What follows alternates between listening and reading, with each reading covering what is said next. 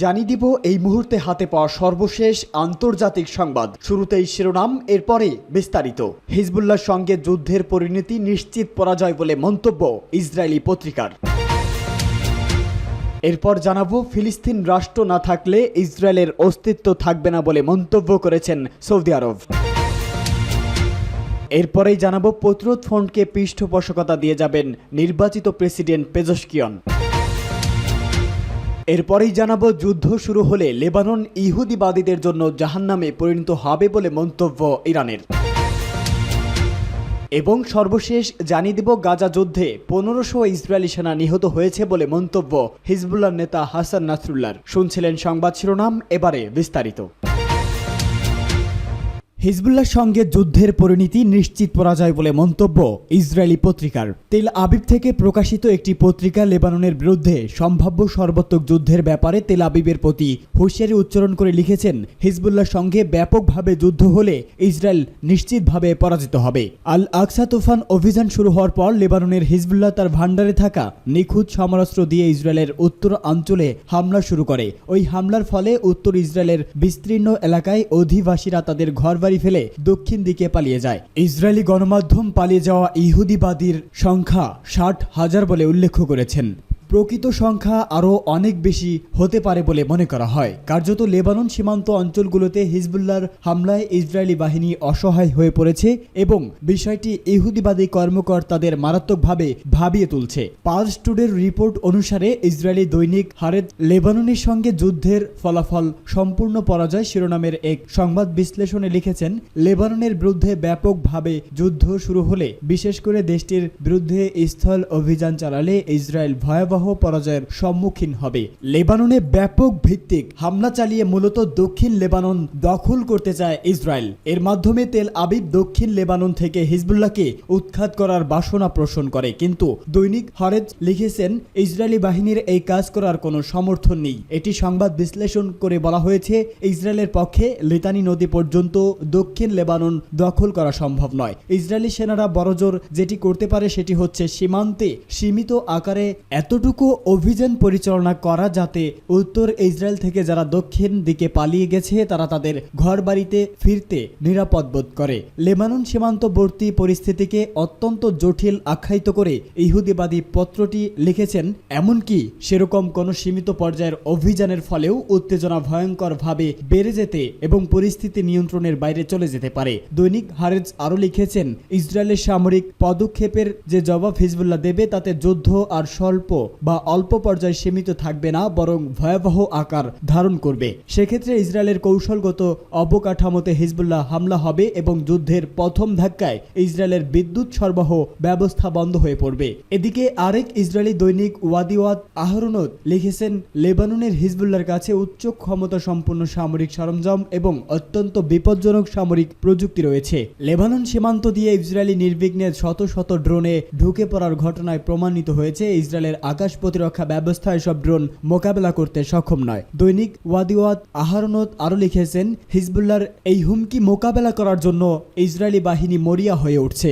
Israeli সমরবাদীরাও এখন একথা বলতে শুরু করেছে যে লেবাননের হিজবুল্লাহ একাই ইসরায়েলের গোটা সামরিক শক্তির অর্ধেককে উত্তর ইসরায়েলে আটকে রাখতে সক্ষম হয়েছে, যে কারণে এই বাহিনী দক্ষিণের গাজা ফ্রন্টে সঠিকভাবে মনোযোগ দিতে পারছে না। ফিলিস্তিন রাষ্ট্র না থাকলে ইসরায়েলের অস্তিত্ব থাকতে পারে না বলে মন্তব্য সৌদি আরবের। অবশেষে বোধগাম খুলেছে সৌদির। স্বাধীন ফিলিস্তিন রাষ্ট্রকে স্বীকৃতি না দেওয়া পর্যন্ত ইসরায়েলের সঙ্গে কোনো সম্পর্ক স্থাপন না করার কথা আগেই জানিয়েছে সৌদি আরব। আর এবার মধ্যপ্রাচ্যের অন্যতম সম্পদশালী ও প্রভাবশালী এই দেশটি বলেছে, ফিলিস্তিন রাষ্ট্র ছাড়া ইসরায়েলও থাকতে পারে না। একই সঙ্গে 1967 সালের সীমানা অনুযায়ী স্বাধীন ফিলিস্তিন রাষ্ট্র প্রতিষ্ঠার বিষয়টিও পূর্ণবক্ত করেছেন সৌদি আরব। এই তথ্য জানিয়েছে সংবাদ মাধ্যম আল জাজিরা। সংবাদ মাধ্যমটি বলেছেন, ফিলিস্তিন রাষ্ট্র না থাকলে ইসরায়েলের অস্তিত্ব থাকতে পারে না বলে সৌদি পররাষ্ট্রমন্ত্রী ফয়সাল বিন ফারহান ব্রাসেলসে আরব ও ইউরোপীয় পররাষ্ট্রমন্ত্রীদের সাথে বৈঠকের পর জানিয়েছে। তিনি বলেছে, দ্বিরাষ্ট্র সমাধানের মাধ্যমে তারা যে নিরাপত্তা চায় সেটি ইসরায়েল স্বীকার না করলে, এবং এটি খুবই উদ্বেগের বিষয়। সৌদি আরবের শীর্ষ এই কূটনৈতিক সাংবাদিকদের বলেন, ফিলিস্তিনি রাষ্ট্রের অস্তিত্ব ছাড়া ইসরায়েলের অস্তিত্ব থাকতে পারে না এবং এটা এটা সম্পূর্ণরূপে মেনে নেওয়াই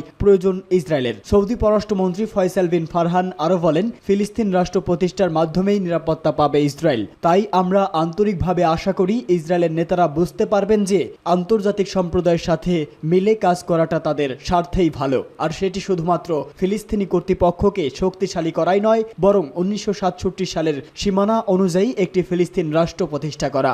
এর আগে স্বাধীন ফিলিস্তিন রাষ্ট্রকে স্বীকৃতি না দেওয়া পর্যন্ত তারা ইসরায়েলের সঙ্গে কোনো সম্পর্ক স্থাপন করবে না বলে জানিয়ে দিয়েছে সৌদি আরব। সৌদি প্রেস এজেন্সির বিবৃতিতে সে সময় বলা হয়েছে, 1967 সালের সীমান্ত অনুযায়ী পূর্ব জেরুজালেমকে রাজধানী করে স্বাধীন ফিলিস্তিন রাষ্ট্রকে স্বীকৃতি না দেওয়া পর্যন্ত ইসরায়েলের সঙ্গে কোনো কূটনৈতিক সম্পর্ক করবে না সৌদি আরব। বাইডেন প্রশাসনকে জানিয়ে দিয়েছে তারা। বিবৃতিতে আরও বলা হয়, গাজা ইসরায়েলি আগ্রাসন বন্ধ করতে হবে এবং অবরুদ্ধ এলাকা থেকে সকল রকমের ইসরায়েলি বাহিনীকে প্রত্যাহার করতে হবে।